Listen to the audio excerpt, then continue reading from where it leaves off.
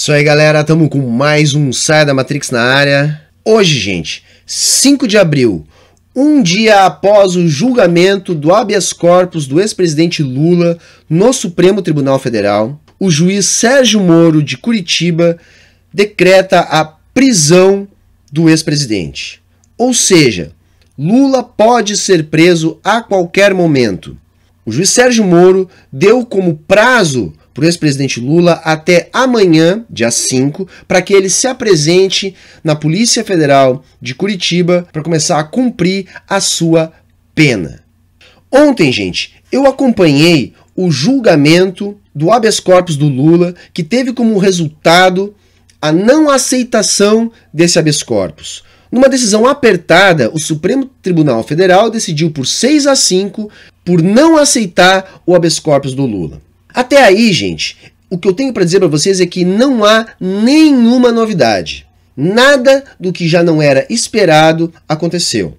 Aliás, eu imaginava que isso nem ia ser colocado em pauta pela presidente Carmen Lúcia, uma vez que há pouco mais de um ano, uma matéria similar a essa já havia sido apreciada pelo plenário e já havia ficado decidido a prisão em segunda instância. Mas qual o motivo desse vídeo? O motivo desse vídeo é que, ao analisar o discurso dos eminentes ministros, o que eu pude perceber é que o uso do direito, da letra da Constituição Federal, vem se dando muito mais de forma política do que de forma técnica. Numa decisão tão apertada, 6-5, e escutando a justificativa dos votos de todos os eminentes ministros, o que a gente consegue entender é que, dependendo da vontade política, dependendo da concepção de mundo de cada um dos ministros, dependendo de cada uma das suas aspirações, das suas intenções pessoais em relação ao caso, eles podem construir o seu voto. Por exemplo, os ministros que votaram a favor do presidente Lula, ou seja, pela manutenção do habeas corpus, em geral usaram como argumento a letra fria da Constituição Federal, que diz claramente que ninguém pode ser preso antes do transitado e julgado, antes de se esgotarem todos os recursos, inclusive os recursos em terceira instância. Para isso, alegaram que trata-se de uma das cláusulas pétreas da Constituição Federal, onde não cabe a interpretação ou o uso de doutrina. As cláusulas pétreas da Constituição não são tantas.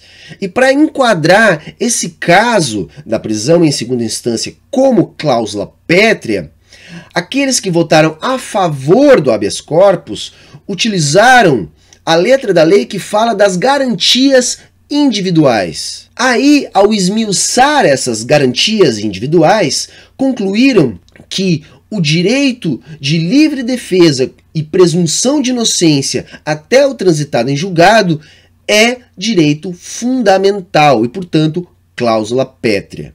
Aqueles que defenderam o contrário argumentaram, pelo menos no meu entendimento, que é necessário usar doutrinas, usar súmulas de interpretação da letra da lei, porque uma lei que foi feita em 88 não pode ser aplicada friamente tanto tempo depois, uma vez que a conjuntura social mudou, uma vez que a conjuntura política, econômica e tudo mais mudou.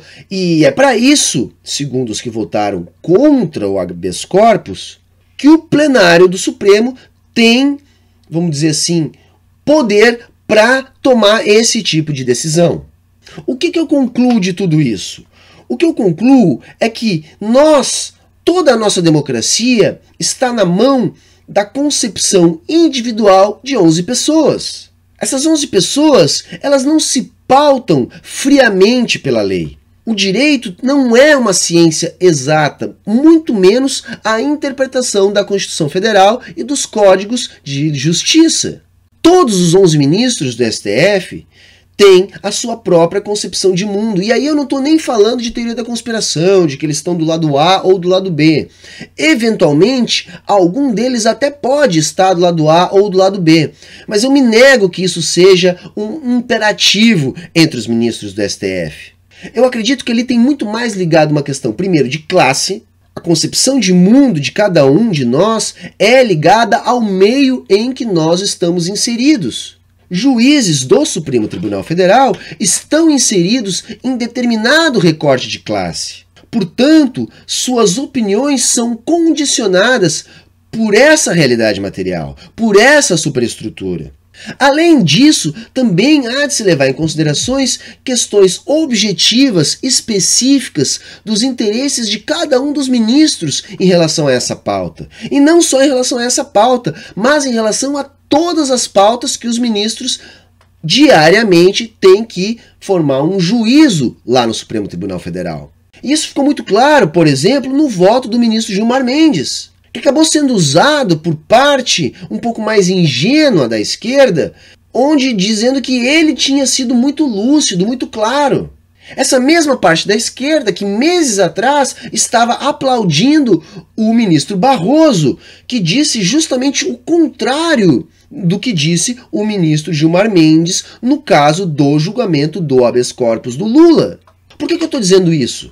Não dá para nem demonizar, nem endeusar nenhum deles, porque eles estão agindo, primeiro, em função de concepções de mundo formadas a partir da realidade material de cada um deles, ou seja, há aí um recorte de classe, e em segundo, com base em interesses específicos pessoais que nós não temos condições de saber. Então, minha gente, não adianta a gente querer ficar fazendo conjuntura aqui a respeito da decisão do Supremo Tribunal. O que realmente me preocupa é a condescendência de setores da grande mídia de massa com um comportamento fascista em potencial de boa parte do eleitorado brasileiro. Para ilustrar o que eu estou tentando dizer, na véspera do julgamento do Lula, portanto, no dia 3 de abril desse ano, uma coisa me chamou muito a atenção. Um tweet do comandante do Exército Nacional, do general Vilas Boas, dá a entender que no caso do Supremo Tribunal Federal aceitar, ou no caso, ter aceitado o habeas corpus do Lula, o que restaria às Forças Armadas seria a intervenção militar. Esse ponto, no meu entendimento, é de uma gravidade sui generis. A história começou não com o general Vilas Boas, mas com um outro general que disse textualmente isso. Porém, o tweet do general Vilas Boas, embora não dissesse textualmente isso, tudo isso vai ficar linkado aqui embaixo na descrição, dava a entender que sim, que o Exército estava atento e que atenderia os anseios da população. Imediatamente após a essa manifestação do general Vilas Boas, uma série de outros generais fizeram manifestações dizendo algo do tipo: ora, comandante, estamos aqui, estamos dispostos e estamos atentos às suas ordens. Se for esse o caso, estamos dispostos a intervir. E não bastasse tudo isso, que já é muito bizarro, o Jornal Nacional de ontem, dia 4/4, encerrou com o William Bonner lendo o tweet do general Vilas Boas, como um recado para o que aconteceria no dia 4, ou seja, o julgamento do habeas corpus.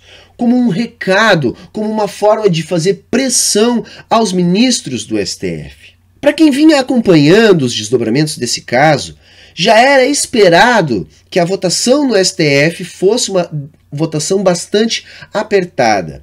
O voto indeciso, vamos dizer assim, parecia ser o voto da ministra Rosa Weber.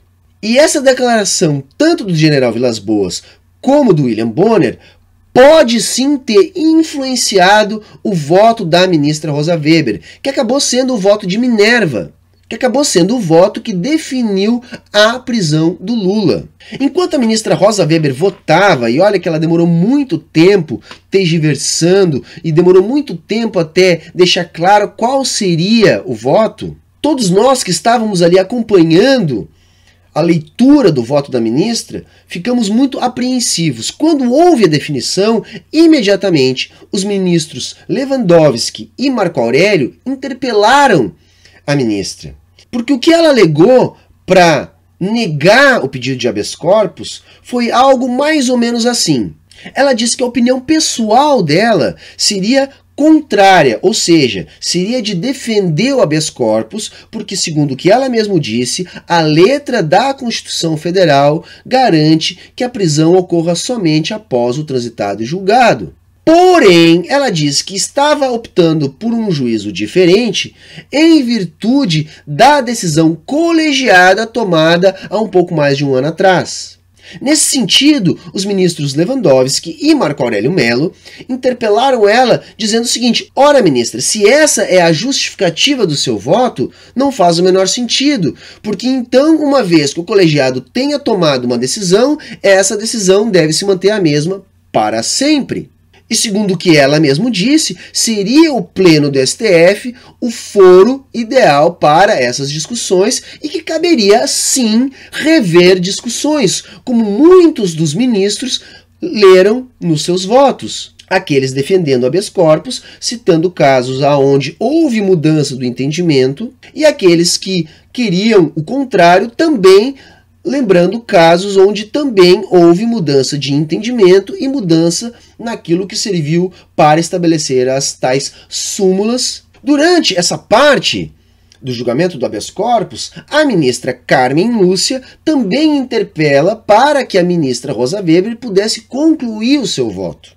Ou seja, resumindo para vocês, o que eu consegui entender é que os ministros do Supremo Tribunal Federal conseguem justificar um voto sim ou não, não baseado no que diz friamente a Constituição, mas sim no que diz a sua vontade pessoal. E pelo que eu venho entendendo, acompanhando aí o Supremo Tribunal Federal, desde o início dos desdobramentos do processo que levou até o golpe de 2016, o que eu tenho entendido é que é assim mesmo. Por exemplo, os ministros que defenderam não aceitar o habeas corpus se basearam em doutrinas e em súmulas. Os que defenderam a aceitação do habeas corpus se basearam na letra fria da lei e alegaram que não poderia se basear em doutrinas e súmulas por tratar-se de uma cláusula pétrea. E agora, quem tem razão? Se todos os que estão lá, em tese, são habilitados a julgar, tem formação, tem estudo, e mesmo assim nós tivemos uma decisão tão dividida, 6-5, nós podemos dizer que essa decisão realmente é a melhor decisão? E para concluir, minha gente, o que eu quero dizer para vocês é o seguinte: não existe golpe de Estado sem a participação do Supremo Tribunal Federal. Em 1964, tudo aconteceu seguindo perfeitamente o rito constitucional. Hoje em dia, ninguém tem dúvida que tratou-se de um golpe de Estado. A questão é que, para a maior parte da população brasileira, pelo menos até 1968, não havia essa clareza. Resumindo os acontecimentos de 68, o Jango, que já havia assumido como vice-presidente, não estava em Brasília. O presidente da Câmara declarou a presidência da República vaga, alegando que o presidente havia abandonado o Brasil sem aviso. Foi feita uma eleição indireta no Congresso. Essa eleição, ao cabo, indicou o general Castelo Branco. O Supremo Tribunal Federal foi acionado justamente porque o Jango estava no Brasil, no caso no Rio Grande do Sul, na época, e o Supremo disse que tudo aquilo que havia acontecido no Congresso foi legal, assim como todos os atos institucionais que vieram acontecendo a partir de 64. Tudo, absolutamente tudo, referendado pelo Supremo Tribunal Federal. E até hoje ainda tem alguns desavisados que acreditam que aquilo não foi um golpe de Estado. Então, gente, os próximos dias são decisivos. Se de fato Lula for preso no dia 6, amanhã, 6 de abril, o que vai acontecer? Qual vai ser a reação dos grupos militantes de apoio ao presidente Lula? E aí eu falo principalmente o MST e a CUT. Como que isso vai impactar as eleições desse ano? Ao que tudo indica, a eleição, ou melhor, a candidatura de Lula está cada vez menos provável. Mas então, o campo da esquerda ou da centro-esquerda, como que esses eleitores do Lula, que hoje lidera as pesquisas, como que esses eleitores vão se dividir? Nós temos dentro desse campo, além dos candidatos dos partidos chamados nanicos, nós temos aí o Ciro Gomes, o Guilherme Boulos e a Manuela Dávila. Quem deles vai levar a maior fatia dos votos do Lula? Vai ser bom dividir essa fatia? Do outro lado, do campo da direita, quem vai ser o candidato do establishment? Uma série de nomes estão sendo aventados, uma série de testes estão sendo executados. Até agora parece que nenhum emplacou. O meu medo é que essa direita, que está por trás do golpe de 2016, abrace a candidatura de Jair Bolsonaro, que é o único que parece ter força, capilaridade eleitoral no atual momento. A direita pode abraçar o Bolsonaro porque sabe da fraqueza intelectual dele, sabe que ele pode ser apenas um instrumento, sabe que ele pode ser utilizado como um fantoche para que essas mesmas forças políticas e econômicas que estão por trás de tudo que vem acontecendo desde 2015, para que essas forças continuem dando as cartas e que o Bolsonaro sirva apenas como um fantoche, como o cara que assina. Mas não é esse o projeto da direita, porque sabe que o eleitorado do Bolsonaro não é um eleitorado fácil de lidar, justamente porque é um eleitorado que tem um perfil fascistoide. Em algum momento esse eleitorado vai cobrar do Bolsonaro aquelas bravatas todas que ele sempre disse para gerar esse apoio que ele tem até então.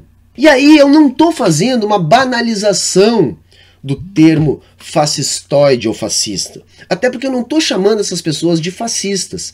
Eu estou dizendo que essas pessoas são fascistas em potencial, que têm características fascistas. Quando, como aconteceu alguns dias atrás, uma população queima 11 bonecos simbolizando os ministros do Supremo Tribunal Federal em meio a um ato político, em meio a aplausos, eu não posso classificar essa atitude como não sendo uma atitude de características fascistas.